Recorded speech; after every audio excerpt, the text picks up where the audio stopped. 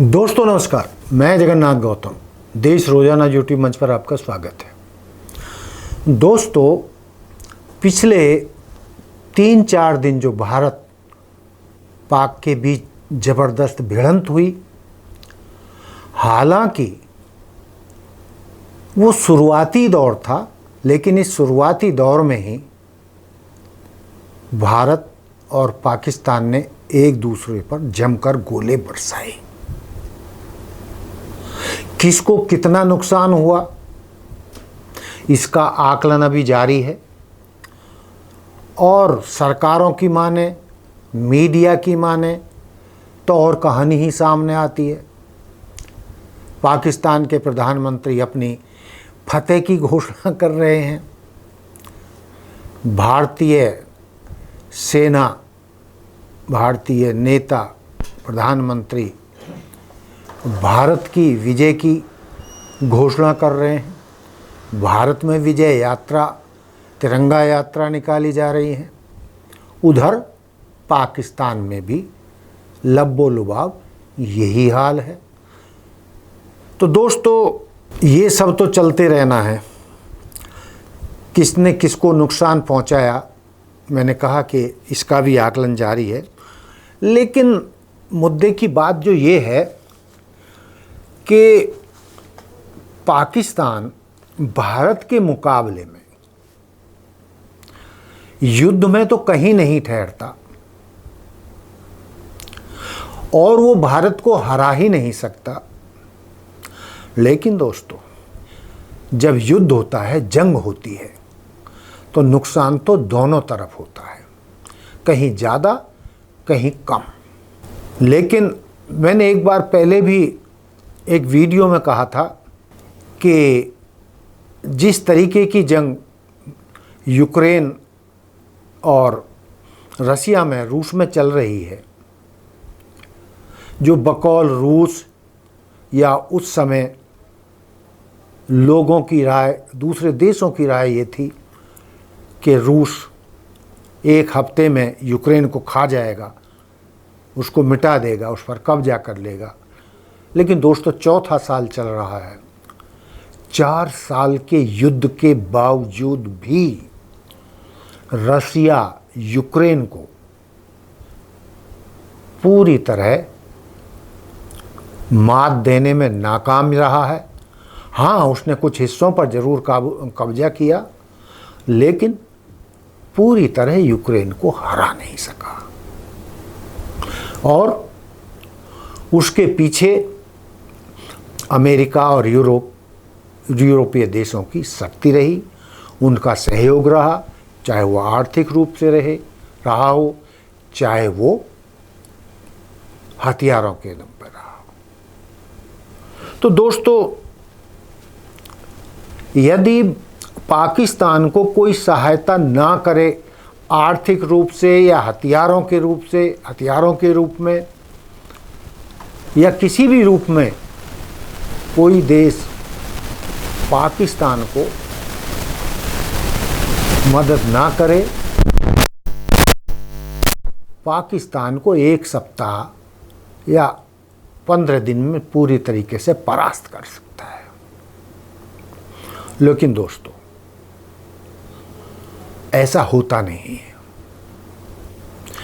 जहां हमारा सबसे गहरा मित्र, विश्वसनीय मित्र रूस, भारत पाक युद्ध में पूरी तरीके से खुलकर भारत के साथ नहीं आया, वहीं तुर्की ने पूरी तरीके से 100% पाकिस्तान का हर तरीके से युद्ध में साथ दिया। जहाज भर भर कर हथियार भेजे, जो भी उसे चाहिए था वो पाकिस्तान को मदद की। अपना समुद्री बेड़ा भी कराची के पास पाकिस्तान की मदद के लिए भेजा और ड्रोनों की एक भारी संख्या तुर्की ने पाकिस्तान को भेजी, जिनके दम पर पाकिस्तान ने ड्रोनों की भारत पर बौछार कर। चीन के हथियारों से भी पाकिस्तान लड़ा, चाहे हवाई जहाज हो, लड़ाकू हवाई जहाज हो, चाहे मिसाइल हों, चाहे अन्य सामग्री रही हो, और खुले रूप में चाइना और तुर्की ने, अजरबैजान ने पाकिस्तान का साथ दिया। लेकिन दोस्तों, सीधे तौर पे कहें तो जितनी भी खबर सामने आई उसमें इजराइल के तो बराबर भारत के साथ खड़े होने के समाचार मिले, लेकिन जिससे हमें सबसे ज़्यादा उम्मीद थी रूस से, वो रूस इस बार 1971 की युद्ध की तरह भारत के साथ युद्ध में खड़ा नहीं हुआ। जब 1971 के युद्ध में अमेरिका पाकिस्तान के पूरी तरह साथ था और सारा युद्ध सामग्री पाकिस्तान से आ रही थी, अमेरिका से आ रही थी, चाहे हवाई लड़ाकू जहाज हों, चाहे टैंक हों, चाहे और सामग्री हो। और जब भारत पूरी पाकिस्तान को जीतने के करीब पहुंच गया था, उस टाइम अमेरिका ने बंगाल की खाड़ी में अपना जंगी बेड़ा भेज दिया था और भारत को धमकी दी थी कि या तो वो तुरंत पूर्वी पाकिस्तान में युद्ध बंद कर दे, पाकिस्तान के साथ दोनों मोर्चों पर युद्ध बंद कर दे और अपनी सीमाएं पीछे हटा ले, वरना हम युद्ध में शामिल हो जाएंगे। हमने 7वां बेड़ा भारत के खिलाफ बंगाल की खाड़ी में भेज दिया है, रवाना कर दिया है। लेकिन उसी समय रूस ने अपनी आणविक एटमी पनडुब्बियां बंगाल की खाड़ी में भेज दी थी और अमेरिका को चेताया था, यदि कोई भी हिम्मत की भारत के खिलाफ युद्ध में शामिल होने की, भारत का विरोध करने की, तो साथ में बेड़े को मिट्टी में मिला दिया जाएगा। लेकिन दोस्तों,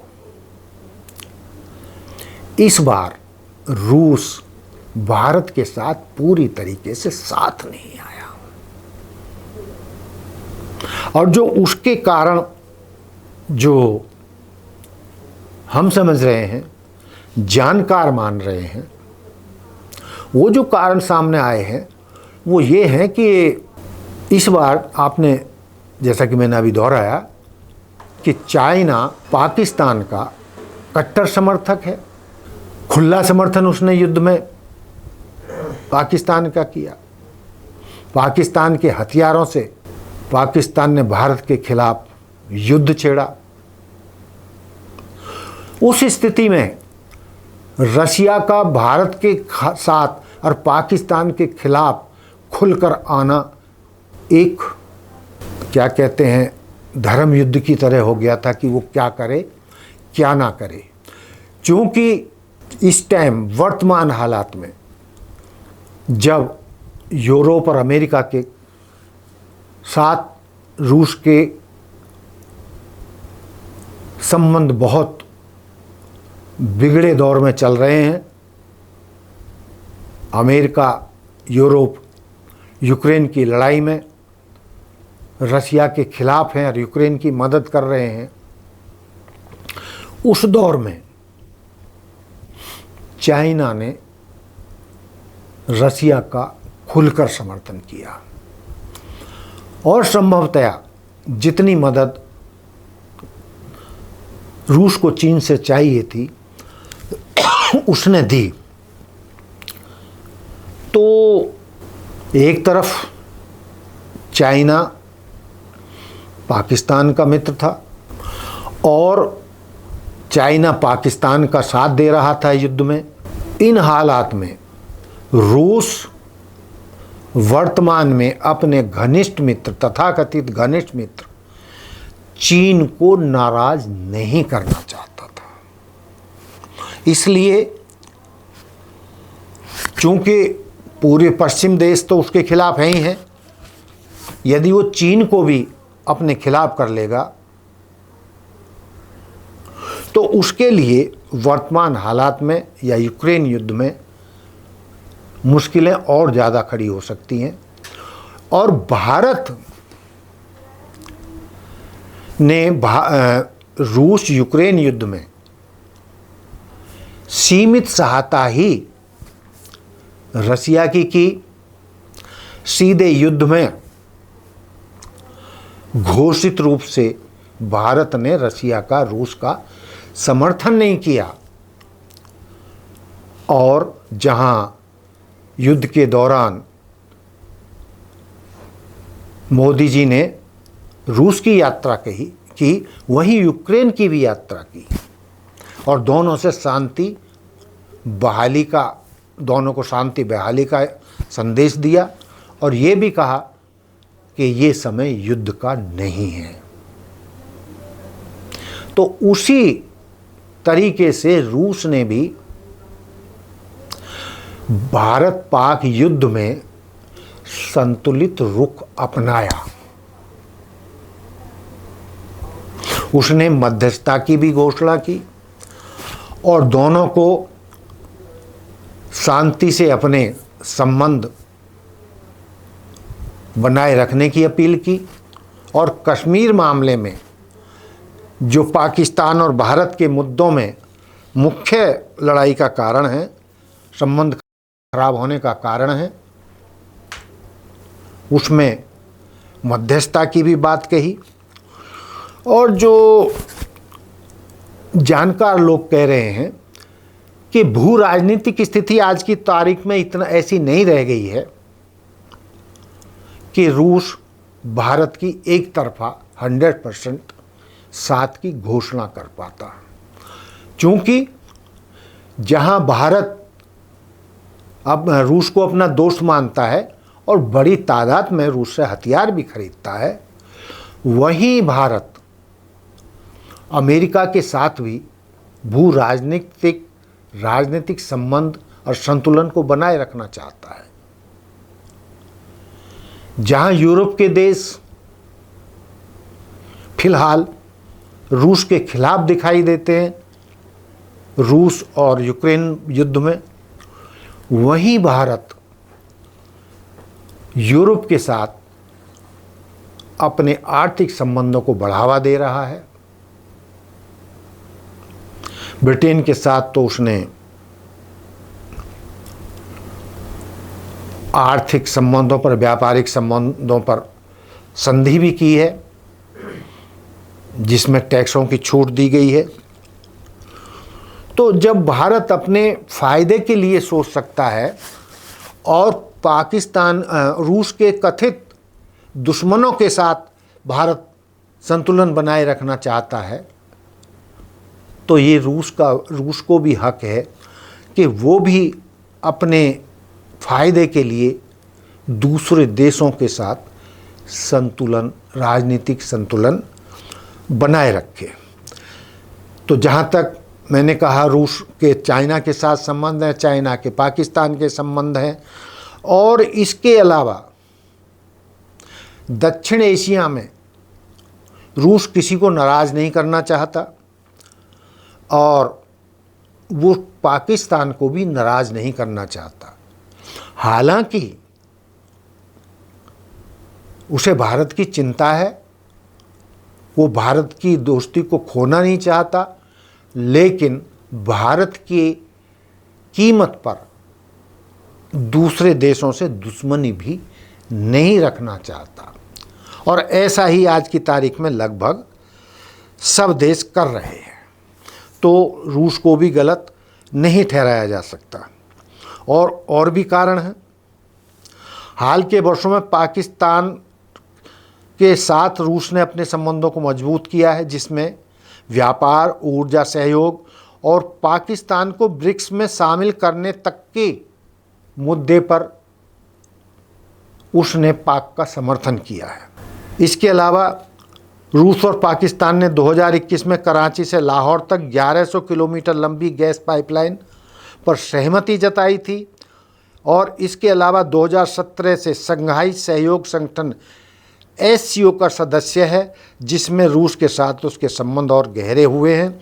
इस संदर्भ में रूस के लिए भारत का खुलकर समर्थन करना उसके पाकिस्तान के बढ़ते संबंधों को नुकसान पहुंचा सकता है। और ये भी बात कही जा रही है कि रूस पाकिस्तान के माध्यम से अफगानिस्तान में भी अपना असर बढ़ाना चाहता है। अब उसकी बात को कौन मानेगा, इसमें तो मुझे दम नहीं लगता, लेकिन दुनिया में भू राजनीतिक बदलाव तो तेजी से आ रहा है। भू राजनीतिक परिदृश्य में बदलाव विशेष रूप से यूक्रेन में चल रहे संघर्ष और रूस के चीन के साथ कोई सीमा पर कोई वो ऐसा लफड़ा नहीं चल रहा है। रूस के लिए दक्षिण एशिया में एक संतुलित दृष्टिकोण अपनाना उसके व्यापारिक हितों के अनुकूल है, जिसमें वह न तो भारत को पूरी तरह खोना चाहता और न ही पाकिस्तान को। इसके अलावा रूस की चीन के साथ बढ़ती नज़दीकी भारत के लिए चिंता का विषय हो सकती है, क्योंकि भारत और चीन के बीच सीमा विवाद है और रूस जो इस हाल में तटस्थ और मध्यस्थता की भूमिका करना चाहता है। हालांकि रूस जो आतंकवाद का विरोधी है और आतंकवाद के मुद्दे पर भारत पाकिस्तान का विरोध करता है कि आतंकवाद दुनिया के लिए घातक है, लेकिन वक्त के साथ साथ हालात बदल रहे हैं। भारत भी नए मित्र खोज रहा है और मित्रों की तो सबको ज़रूरत होती है। रूस ने पाकिस्तान के साथ अपने आर्थिक संबंध भी बढ़ाए हैं उनके साथ, जैसा कि मैंने व्यापार की बात कही है, व्यापार भी बढ़ा रहा है। और इन हालात में रूस का पाकिस्तान के खिलाफ खुलकर न आना यही बड़ा कारण लगता है, क्योंकि रूस चीन और पाकिस्तान के साथ भी राजनीतिक संतुलन बनाए रखना चाहता है। तो इन हालात में हमें भूल जाना चाहिए कि रूस 1971 की तरह आने वाले किसी के साथ भी युद्ध में भारत का साथ दे पाएगा। और इसके अलावा ये भी बात कही जाती है भारत और रूस के संबंधों में, क्योंकि चीन और रूस में दोनों ही एक तरीके की वहाँ राजनीति है। वहाँ पर खुले बाजार की राजनीति नहीं है। वो किस नीति के देश हैं रूस और चीन सब जानते हैं।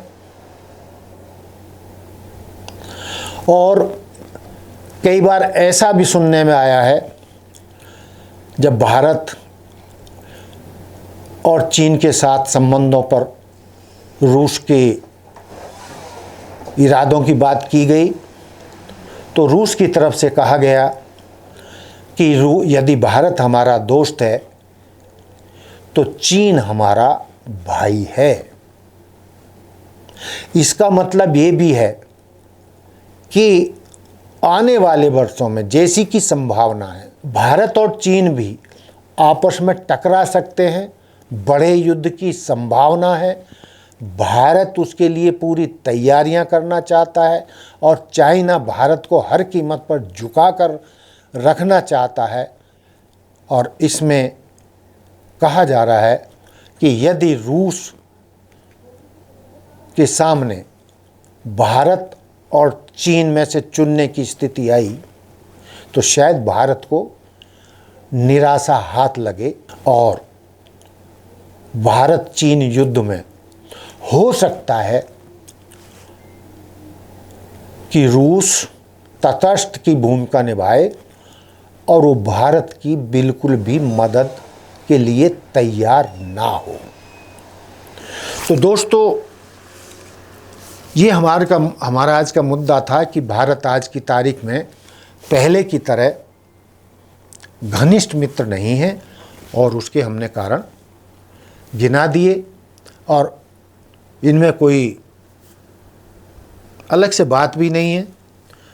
रूस के हित पहले और रूस अपने हित देखेगा, भारत भी अपने हित देखता है, चाइना भी अपने हित देखता है, अमेरिका भी अपने हित देखता है और इन हितों के चलते, आपसी हितों के चलते, उन हितों के बीच से जो रास्ता निकलता है दूसरे देश का समर्थन करने का, पहले अपने हितों को आगे रखा जाता है, उसके बीच में जो गुंजाइश बनती है उसी के बाद दूसरे देश की मदद की जाती है या मित्रता की जाती है।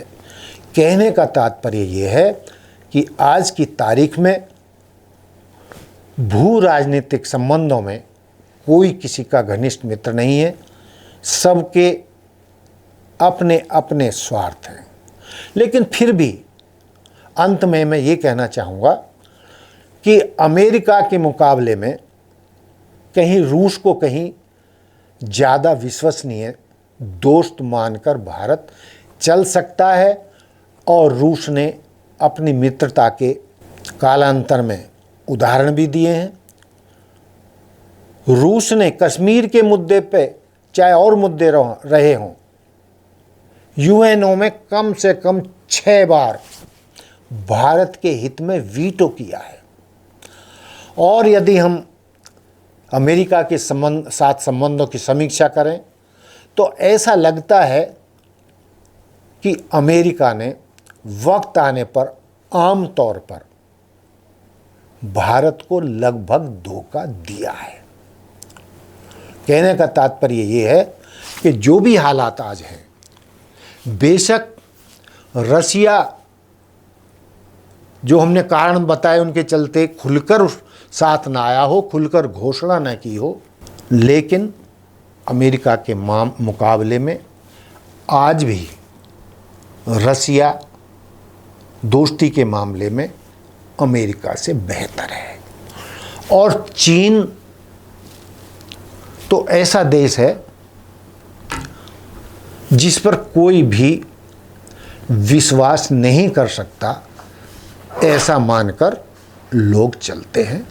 हमारा भी किसी हद तक यही मानना है कि हमें भी अपने राष्ट्रीय हितों को सर्वोपरि रखना है। अमेरिका के दबाव में या यूरोपीय देशों के दबाव में हमने भी चाइना के साथ अपने संबंधों को खराब नहीं करना है और ना ही अमेरिका के हाथों में खेलना है। अमेरिका के हितों के लिए चाइना से अपने संबंध नहीं बिगाड़ने चाहिए, चूँकि चाइना हमारा पड़ोसी है, हमेशा रहेगा। जितना हो सके हमें भी राजनीतिक संतुलन रूस, चीन और अमेरिका के बीच में बना कर रखना होगा। यही सही नीति है और मुझे ऐसा लगता है कि भारत सरकार या मोदी जी इसी नीति पर चल रहे हैं। वो किसी के भी हाथों में नहीं खेल रहे हैं। हालांकि इस तरीके की बातें कही जाती हैं कि वो अमेरिका के हाथों में खेल रहे हैं या उसके हाथों में खेल रहे हैं।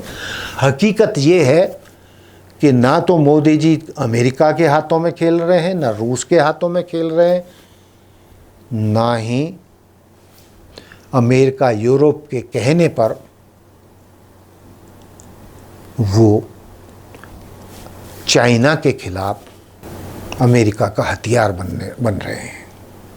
यानी ये कहा जा सकता है कि हालांकि जानकारों की अलग अलग राय है, लेकिन मेरा मामला है कि कोई भी फैसला 100% तो सही नहीं होता, लेकिन सब कुछ मिलाकर मोदी जी और भारत सरकार अमेरिका, यूरोप, रसिया, चाइना आदि देशों के साथ वर्तमान में एक संतुलित भू राजनीतिक संबंध बनाने में कामयाब रहे हैं और ये ही भारत को स्थिरता प्रदान करेंगे कि ना काहू से दोस्ती, ना काहू से बैर।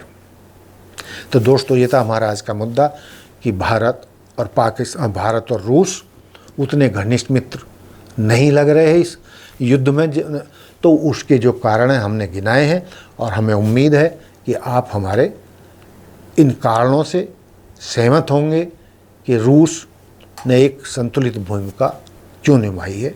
तो दोस्तों, देखते रहिए देश रोजाना। हमारे साथ जुड़े रहने के लिए सब्सक्राइब करें देश रोजाना के YouTube चैनल को और नई वीडियो की नोटिफिकेशन पाने के लिए बेल आइकन जरूर दबाएं। अगर आप ये वीडियो Facebook या Instagram पर देख रहे हैं तो पेज को लाइक और फॉलो जरूर करें और ज्यादा से ज्यादा शेयर करें।